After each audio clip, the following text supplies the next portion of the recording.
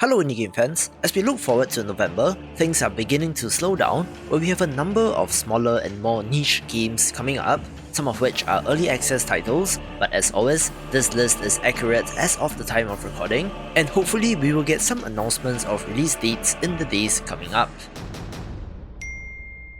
Let's begin with Zoeti, stop me if you've heard this before, roguelite deck builder, but where it's a little different is that it uses poker cards as the base and does have some great art that is of interest to me.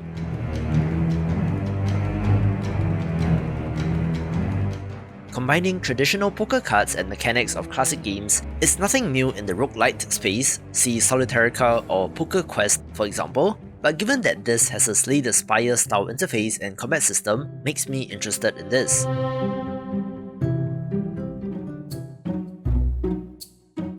In particular, there seems to be quite a number of relics or passive items shown off in the top left, so I do wonder how this factors into the gameplay and what, quote-unquote, deck building is like in this game.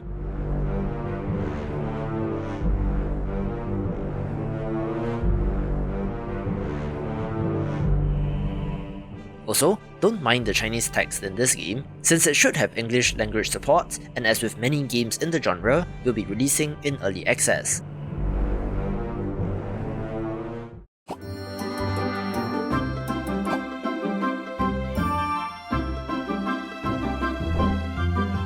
Quick little trailer for To the Rescue, a cozy tycoon game where you run a dog shelter, having to care for these creatures while trying to find them their forever home. This has long been on my watch list, so I'm happy that it's coming out, with 20% of profits being donated to charity, having an impact in the real world as well.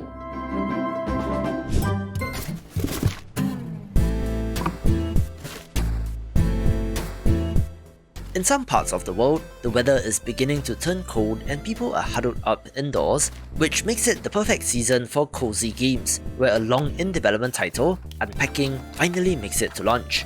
This is kind of a zen and chill puzzle game where you're unpacking possessions after moving, being relaxing in the sense that there are no timers, meters or scores to worry about, being more of a decoration type of game, but you're supposed to be able to glean some sort of story and background of the in-game character depending on what items survive the move and what gets left behind, making it another interesting experiment in storytelling.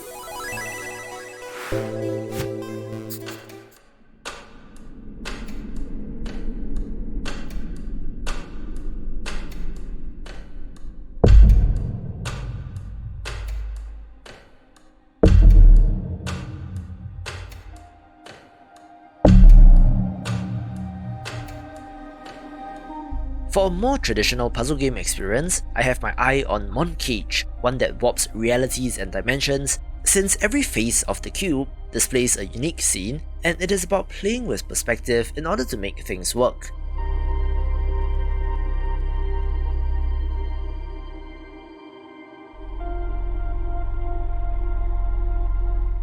In a similar way to games like Superliminal, you're trying to spatially line up objects, where I do love things like optical illusions myself, which makes this of interest to me.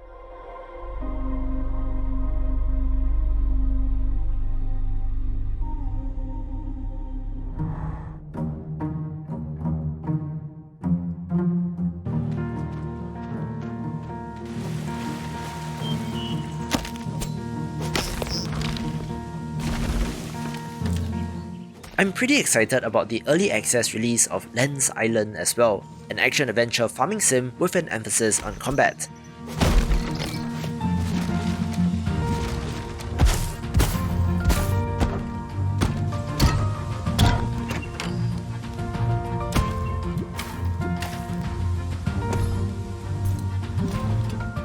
This takes place in a mysterious place known simply as the Island, where you're building a home, growing crops and finding a way to survive. Not in that dire survival game sense, since there are other villages and a town on the island as well, giving off more of a Stardew Valley vibe.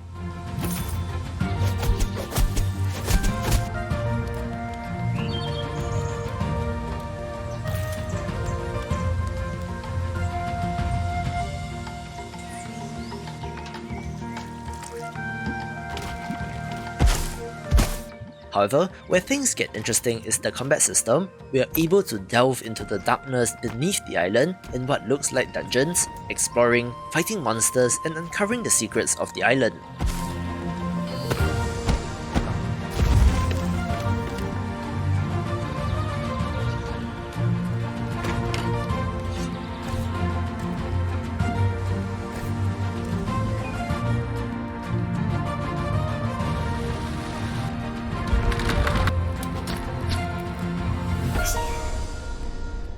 The combat looks pretty intense, with quite a large number of enemies thrown at you, but if anyone has been craving more action to their farming sim, this is the title to get.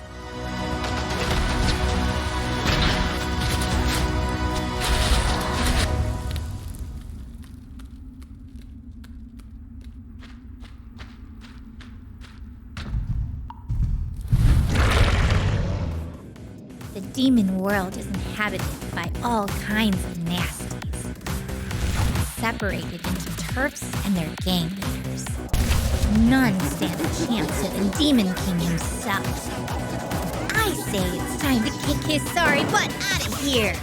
A game that had quite an interesting marketing strategy is Demon Turf, a 3D platformer with a focus on time trials and speedrunning, where it was this exact time trial aspect that the developers leaned into when putting out their free demo, getting quite a bit of attention and publicity as a result. This has you playing as Beebs, a young demon who has ambitions of becoming the Demon Queen herself, having to travel through hell and stomp on every turf leader as she makes her way to challenging the Demon King himself for the title. What the heck is wrong with you? But I told you I'd do it. I like that it's a 3D platformer that uses 2D characters, much like Here Comes Nico from August, giving the game an interesting look, where 3D platforming in this looks great as well and is for fans of the genre. You and me, the dream team. Some clever alternative takes on this, like the ability to revisit previous levels to see what has changed, a photo hunt mode and checkpoints that you place yourself, giving this the potential to be excellent, and comes to us from the developer of the underrated Slime Sun, so of course I'm in.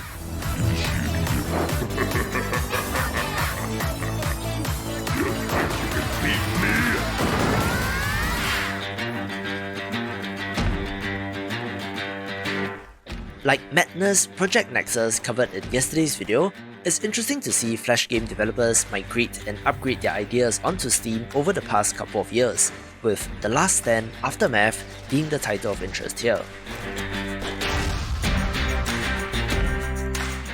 If you do not know, The Last Stand started off as a side-scrolling defense game where you were rescuing survivors, equipping them and fending off zombies, where this entry brings the series into 3D in an action roguelite. Most interestingly, the setup is that you are already infected and only have a limited amount of time to live, so why not go out in a blaze of glory by taking out as many zombies as you can while laying the foundation for the rest of the survivors by obtaining more information, looking to be a great title in the space.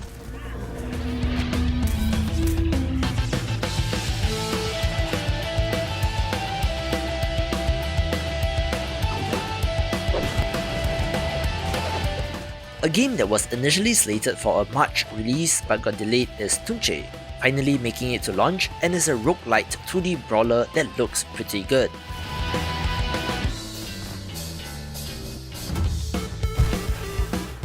I love the hand-drawn art and animation in this, which would not be out of place in an animated series where you have control of one of 5 playable characters, with a cameo that sticks out like a sore thumb, battling your way through in order to restore peace to the jungle, even having co-op support in this.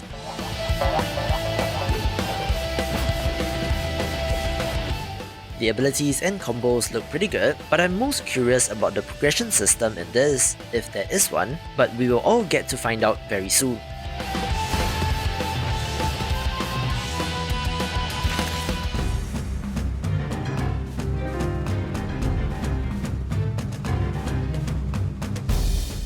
A game which is similar to Lens Island covered earlier is Breakwaters, an open-world survival crafting title with a combat element that looks interesting.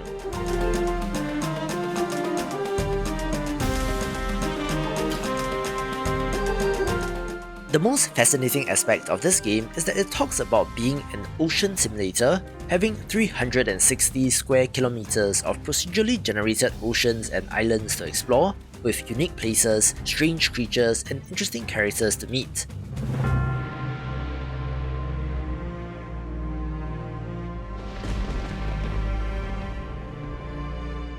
The highlight has to be the massive titans which you must defeat through the use of conventional weapons, ships, and even magic in the form of refined crystals.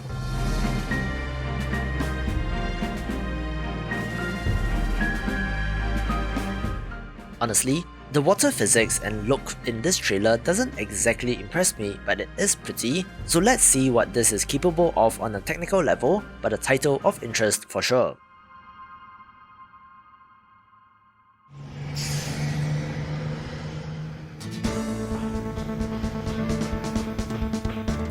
I do love my tycoon games, since some of my fondest gaming memories growing up is playing a ton of Zoo Tycoon, so of course, Let's Build a Zoo is a title of interest to me.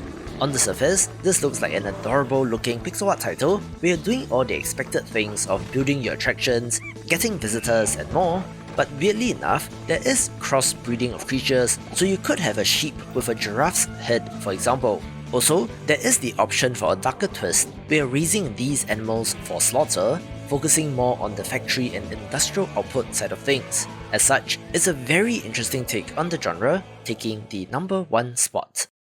For more pixel art titles, watch these videos and I will see you after the jump.